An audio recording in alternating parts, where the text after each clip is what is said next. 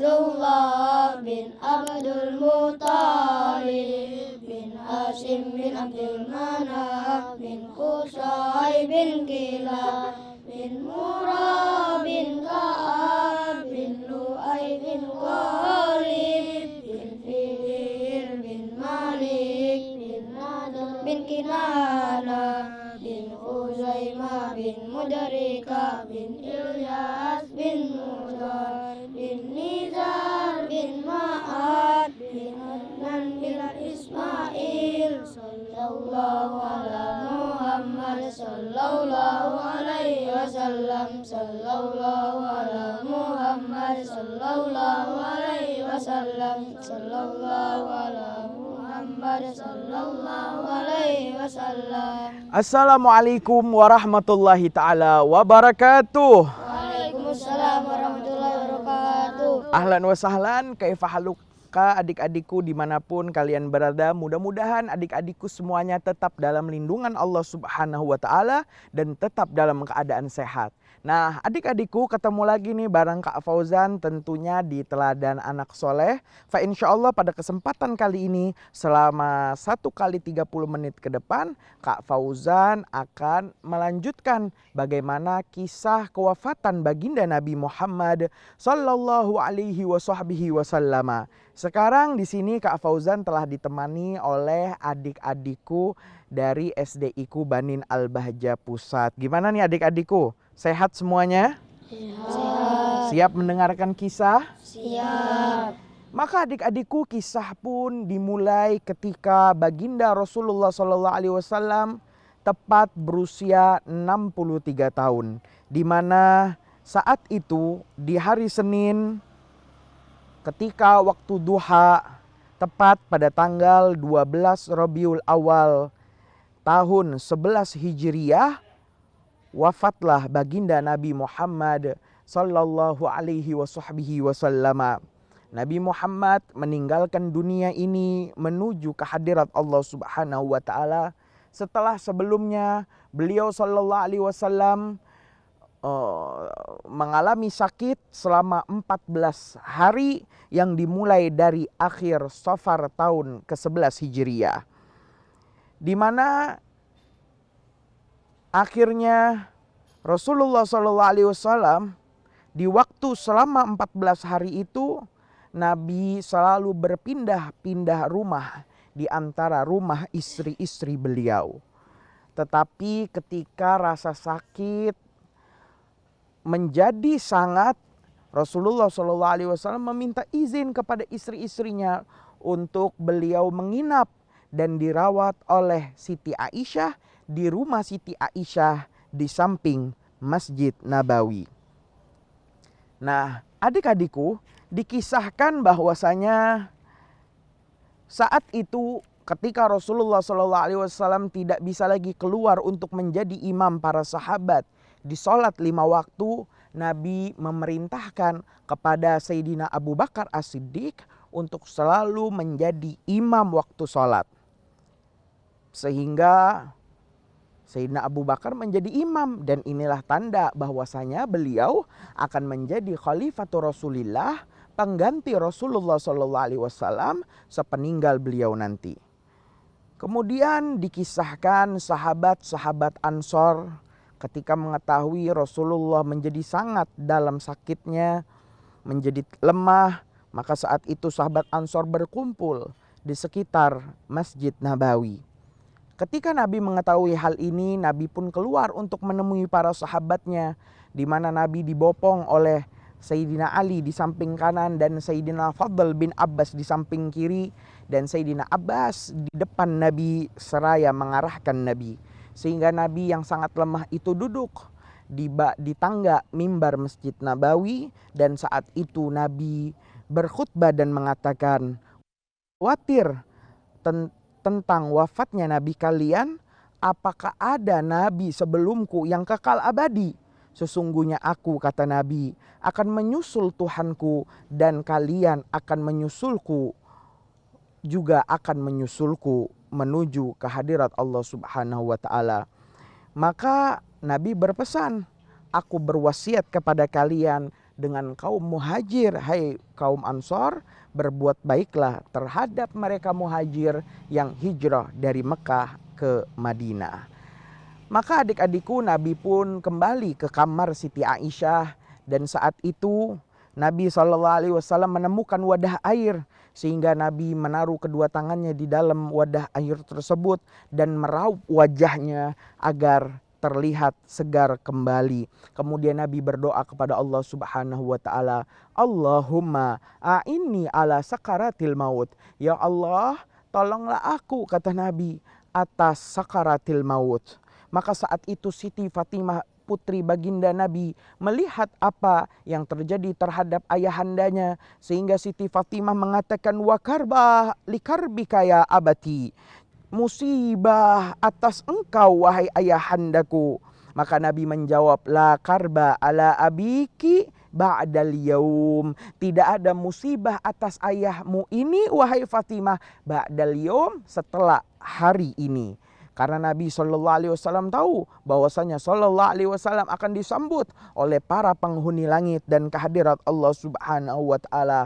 Maka saat itu Nabi diserang dengan rasa dingin menggigil yang sangat tajam, sehingga dikatakan Nabi seakan-akan dipeluk oleh malaikat maut. Maka tepat saat itu wafatlah Rasulullah sallallahu alaihi wasallam.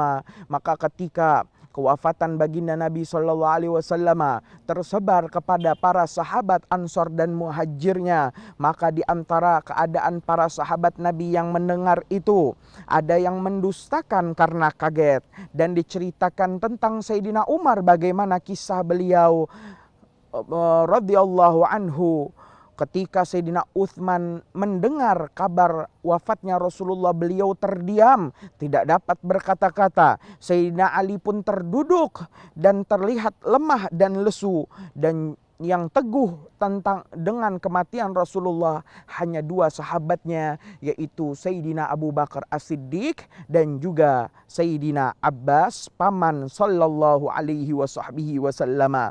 Nah, adik-adikku, dikisahkan bagaimana Sayyidina Umar saat itu ketika mendengar berita bahwasanya Rasulullah SAW wafat, Sayyidina Umar menghunus pedangnya, dan Sayyidina Umar mengancam siapapun dari sahabat Nabi yang mengatakan Rasulullah wafat, maka akan aku tegur dia dengan pedangku ini. Maka Sayyidina Umar tidak terima dikatakan bahwasanya Rasulullah SAW telah wafat. Maka saat itu dikatakan tidak hadir ketika Rasulullah wafat Sayyidina Abu Bakar As-Siddiq, sehingga dikatakan datanglah Sayyidina Abu Bakar As-Siddiq. Saat itu Sayyidina Abu Bakar As-Siddiq masuk ke kamar Siti Aisyah radhiyallahu anha. Kemudian Sayyidina Abu Bakar membuka penutup wajah Rasulullah yang menutup daripada jenazah mulia baginda Nabi Muhammad sallallahu alaihi wasallam. Lantas apa yang terjadi? Kalau mau tahu, tetap bersama Kak Fauzan di Teladan Anak Soleh. Aku bangga menjadi anak soleh. Sallu ala Nabi Muhammad.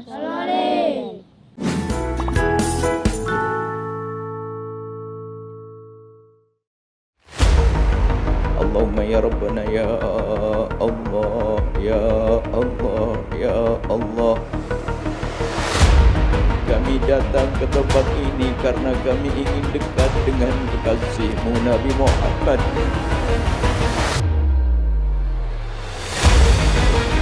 Kadang kami kurang perhatian kepada zuriyah kekasihmu Nabi Muhammad. Kadang kami berbuat zalim kepada umat kekasihmu Nabi Muhammad. Namun lisan kami mengaku cinta kepada kekasihmu Nabi Muhammad. Maka kami mohon ya Allah, di majlis mulia ini ya Allah, mudahkan kami menjalin hubungan baik dengan ulama kekasihmu Nabi Muhammad, hubungan baik dengan zuriyah kekasihmu Nabi Muhammad. Kami mohon ya Allah, jaga kami, anak keturunan kami, keluarga kami ya Allah. Dan sungguh jika Engkau menjaga mereka, tidak akan ada yang terjerumus ya Allah. Maulid dan Silaturahim Akbar, satu hati di Al-Bahjah.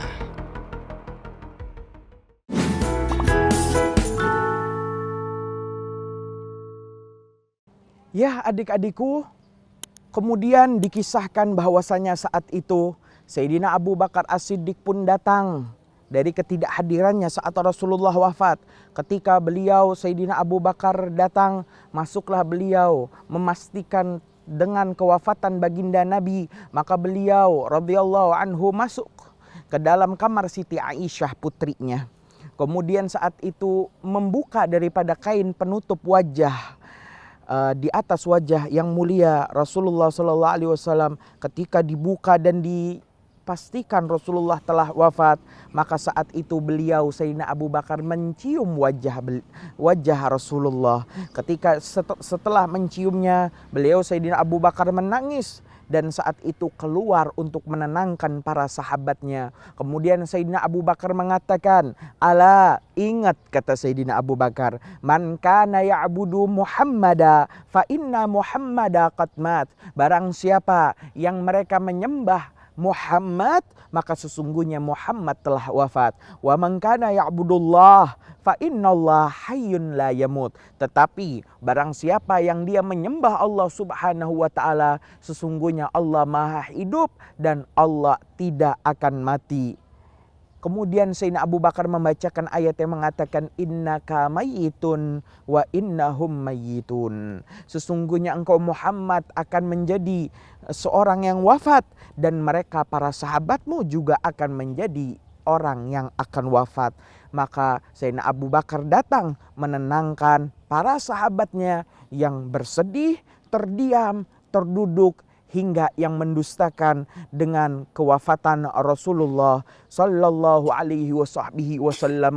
Kemudian Sayyidina Abu Bakar mengatakan mengatakan ayat Allah Subhanahu wa taala berfirman, "Wa ma Muhammadun illa rasul," dan tidaklah Muhammad kecuali adalah utusan Allah Subhanahu wa taala, manusia biasa yang juga manusia yang juga akan wafat dengan sifat kemanusiaannya. Qad khalat min qablihi rusul, dan sesungguhnya nabi-nabi terdahulu juga telah wafat dan meninggalkan kaumnya. Afa immata au qutilan qalabtum ala aqabikum, apakah jika kalian melihat nabi kalian wafat atau melihat nabi kalian dibunuh, kalian akan keluar dan berbalik daripada agama kalian? Maka saat itu Sayyidina Abu Bakar pun menenangkan para sahabat Nabi sallallahu alaihi wasallam. Tiba saja selesai Sayyidina Abu Bakar mengatakan demikian, tiba saja dari arah pintu kamar Siti Aisyah di samping Masjid Nabawi terdengar ada satu orang mengatakan, orang ini mengatakan, "La tughassilu," jangan kalian memandikan jasad baginda Nabi, jangan kalian mandikan jasad baginda Nabi, fa innahu tahirun mutahhar, sesungguhnya jasad Nabi adalah jasad yang suci dan disucikan. Maka saat itu tiba saja mendengar saran jangan dimandikan, bahwasanya tubuh Nabi adalah tubuh yang suci dan tubuh yang disucikan oleh Allah Subhanahu wa taala. Tiba-tiba ada balasan suara dari arah lainnya yang mengatakan, "La ighsilu," tidak, tetapi mandikan tubuh Rasulullah. Sesungguhnya yang barusan berkata adalah iblis dan sesungguhnya aku adalah Khidir, maka mandikanlah jasad baginda Nabi Muhammad sallallahu alaihi wasallam. Maka dimandikanlah jasad baginda Nabi sallallahu alaihi wasallam sehingga para sahabat Nabi bertakziah ke rumah baginda Nabi sallallahu alaihi wasallam. Setelah itu dikatakan bahwasanya para sahabat Nabi berdebat bagaimana cara memandikan baginda Nabi Muhammad sallallahu alaihi wasallam. Apakah kita mandikan Nabi dengan melepas pakaiannya atau kita mandikan Nabi dengan pakaian yang Nabi wafat di dalamnya? Maka mereka tiba saja ditidurkan semuanya oleh Allah Subhanahu wa taala dan mendapat ilham di dalam mimpi yang mengatakan bahwasanya mandikanlah Nabi kalian di dalam pakaiannya. Artinya jangan dilepas pakaian Nabi, tetapi mandikan Nabi dengan tetap menutup auratnya. Dikatakan di dalam sejarah dikatakan bahwasanya yang memandikan Nabi ada 6 orang yang mulia dan dimuliakan oleh Allah Subhanahu wa taala, yaitu Sayyidina Ali bin Abi Thalib, sepupu beliau, Sayyidina Abbas, paman beliau, dan 2 anak Sayyidina Abbas dan 2 budak daripada Sayyidina Abbas. 6 orang ini memandikan Nabi sallallahu alaihi wasallam sehingga Sayyidina Ali karramallahu wajhah, beliau pun memencet perut baginda Nabi Muhammad SAW. Sebagaimana kita ketika memandikan jenazah memencet perut, berharap ada kotoran yang keluar sehingga bersih dan dibersihkan, tetapi ternyata tidak ada yang keluar dari baginda Nabi Muhammad SAW. Sayyidina Ali pun mengatakan, tibta hayyan wa maita, ya Rasul, engkau wangi, aromamu wangi dalam keadaan hidup maupun setelah wafat. Adik-adikku, kemudian Rasulullah SAW, jenazah beliau dikafani dengan 3 lapis kain kafan, dengan 3 lapis kain putih yang dikatakan dalam sejarah Nabi tidak memakai gamis, baju gamis di dalamnya, dan Nabi tidak dipakaikan imamah dengannya, sehingga Nabi hanya memakai 3 kain yang berwarna putih dan bertumpuk. Kemudian kain tersebut pun tidak dijahit dan diletakkan di atas ranjang sallallahu alaihi wasallam. Maka para sahabat Nabi pun mulai menyolatkan jenazah sallallahu alaihi wasallam munfaridan, sendiri-sendiri. Tidak ada yang mengimami mereka. Mereka sholat jenazah sendiri-sendiri, bertakbir 4 kali di hadapan jenazah Rasulullah sallallahu alaihi wasallam, dimulai daripada sahabat lelaki, kemudian disusul oleh sahabat wanita, kemudian baru sahabat yang masih kanak-kanak juga ikut menyolatkan jenazah sallallahu alaihi wasallam. Maka setelah dimandikan, dikafankan, dan juga disolatkan jenazah, maka saat itu para sahabat Nabi SAW bermusyawarah, di manakah Rasulullah SAW seharusnya dikuburkan? Di mana Rasulullah SAW seharusnya dikuburkan? Apakah di Baqi bersama jenazah-jenazah lainnya yang ada di Madinah, ataukah di mana? Maka tiba saja ada yang mengatakan, suara yang mengatakan, seorang syekh mengatakan, sesungguhnya seorang nabi dikuburkan di tempat dia wafat. Di mana Rasulullah wafat? Rasulullah SAW wafat di dalam kamar Siti Aisyah, di pangkuan istrinya Siti Aisyah, yang saat itu Siti Aisyah berusia 18 tahun. Maka saat itu jenazah Nabi SAW diangkat, diambillah ranjang yang ada di bawahnya, kemudian digalilah daripada tanah di dalam kamar tersebut, dan dimakamkanlah Rasulullah SAW di dalam kamar Siti Aisyah. Lantas ada kisah apa lagi dalam pemakaman Rasulullah? Kalau mau tahu adik-adikku, tetap bersama Kak Fauzan di Teladan Anak Soleh. Aku bangga menjadi anak soleh. Sallu ala Nabi Muhammad.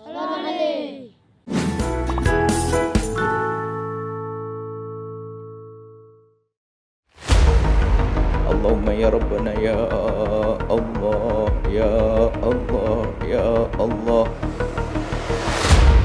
Kami datang ke tempat ini karena kami ingin dekat dengan kekasih-Mu Nabi Muhammad.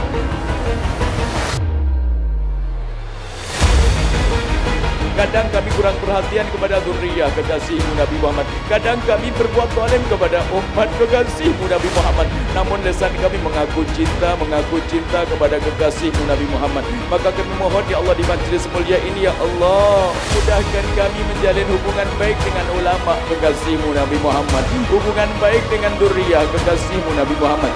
Kami mohon ya Allah, jaga kami, anak keturunan kami, keluarga kami ya Allah. Dan sungguh jika Engkau menjaga mereka, tidak akan ada yang terjerumus ya Allah. Maulid dan Silaturahim Akbar, satu hati di Al-Bahjah.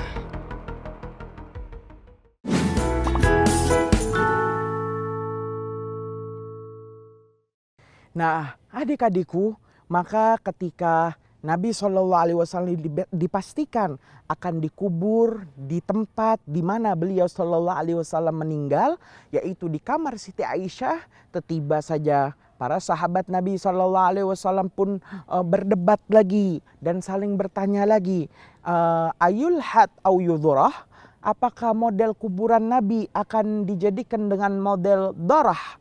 Dorah itu adalah syak, yaitu model kuburan belah tengah nih adik-adik. Biasanya dipakai di tanah yang lembab atau tanah merah, tanah basah. Am yulhat atau dengan galian lahat. Lahat adalah galian di samping arah kiblat sehingga jenazah itu masuk ke dalamnya. Maka para sahabat bingung karena di kota Madinah ada yang biasa. Ada seorang sahabat yang tugasnya menggali kubur dengan model doroh atau syak, yaitu Abu Ubaidah, dan ada yang memakai metode galian lahat yang penggali kuburnya adalah Abu Thalha. Maka para sahabat Nabi menyerahkan masalah ini kepada siapapun orang atau sahabat Nabi yang akan datang ke tempat tersebut. Setiba saja Sayyidina Abu Thalha pun datang, maka Nabi SAW digalikan kuburnya dengan metode lahat yang biasa digunakan di tanah kering, yaitu digali arah sampingnya sehingga Nabi SAW masuk arah tanah tersebut. Maka setelah itu dikuburkanlah jasad Nabi Muhammad SAW yang mulia, kemudian ditumpuk dengan tanah. Dan saat itu dalam kitab-kitab sejarah dikatakan bahwasanya kuburan Nabi SAW pun tinggi. Tanahnya tinggi, tidak rata, tinggi barang sejengkal, 1 jengkal. Kemudian setelah itu, setelah ada tumpukan tanah, daripada kuburan Nabi disiram dengan air dan didoakan oleh para sahabat Nabi sallallahu alaihi wasallam. 2 tahun kemudian Sayyidina Abu Bakar pun wafat di usianya 63 tahun dan dikuburkan di samping baginda Nabi sallallahu alaihi wasallam. Kemudian 10 tahun kemudian atau 12 tahun setelah Rasulullah wafat, juga wafat Sayyidina Umar bin Khattab radhiyallahu anhu dan juga dikuburkan di samping Sayyidina Abu Bakar dan juga di samping Rasulullah sallallahu alaihi wasallam, sehingga kamar Siti Aisyah pun dihuni oleh 3 orang yang mulia dan dimuliakan oleh Allah Subhanahu wa taala.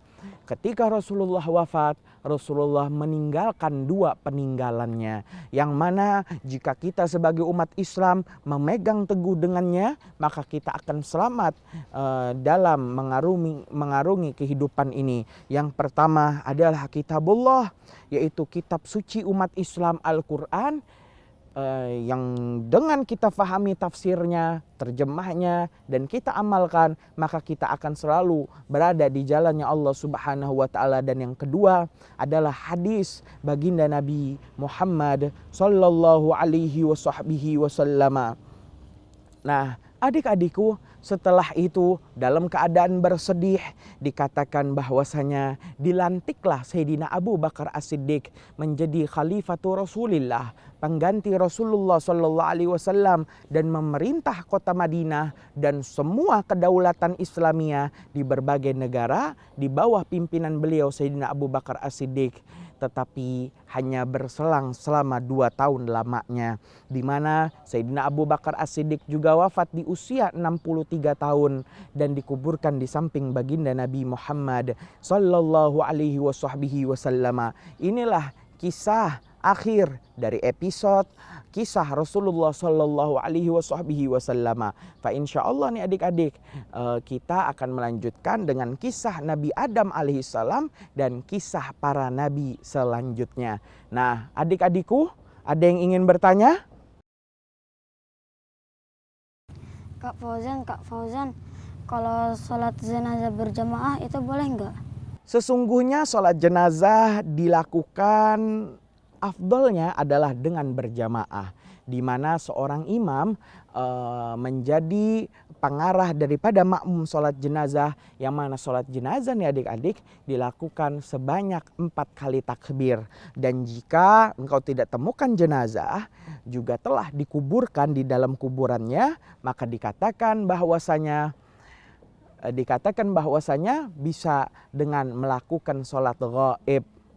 Ya, sholat ghaib bisa dilakukan ketika jenazah telah dikubur atau ketika engkau tidak ada jenazah di hadapannya karena engkau sebagai anak atau pewaris berada di tempat yang sangat jauh. Sholat jenazah 4 takbir. Takbir pertama membaca Al-Fatihah, takbir kedua membaca daripada sholawat Ibrahimiyah, takbir ketiga membaca Allahumma gfir lahu warhamhu wa'afihi wa'fu anhu, dan setelah takbir keempat membaca Allahumma la tahrimna ajrahu wa la taftinna ba'dahu waghfir lana walahu, kemudian disusul dengan salam dalam keadaan berdiri sebanyak 2 kali. Nah, adik-adikku, inilah kisah daripada kisah perjalanan Rasulullah Sallallahu Alaihi Wasallam. Tak terasa nih adik-adik, sudah 1 kali 30 menit Kak Fauzan menemani adik-adikku semuanya. Fa insya Allah kita akan ketemu lagi pada jam dan acara yang sama. Tentunya dengan kisah para nabi dan rasul yang akan disambung dengan kisah Nabi Adam alaihissalam. Bagaimana awal mula alam semesta, bagaimana kisah Nabi Adam bersama Azazil, bagaimana kisah Nabi Adam bertemu dengan Siti Hawa, dan bagaimana Nabi Adam setelah turun ke bumi, dan bagaimana kisah daripada putra-putri beliau yang semuanya ternyata kembar. Insya Allah kita akan bahas pada episode selanjutnya. Sekian saja. Wallahul muwaffiq ila aqwamit thoriq. Wassalamualaikum warahmatullahi taala wabarakatuh.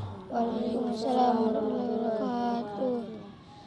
Ahmad bin Abdullah bin Abdul Muttalib bin Hasim bin Abdul Manaf bin Qusay bin Kilab bin Murrah bin Ka'ab bin Lu'ay bin Ghalib bin Fir bin Malik bin Nazar bin Kinana bin Khuzaimah bin Mudarika bin Ilyas bin Muzar bin Nizar bin Ma'ad bin Hamdan bin Ismail. Sallallahu ala Muhammad sallallahu alaihi wasallam. Sallallahu ala Muhammad sallallahu alaihi wasallam. Sallallahu ala Muhammad sallallahu alaihi wasallam.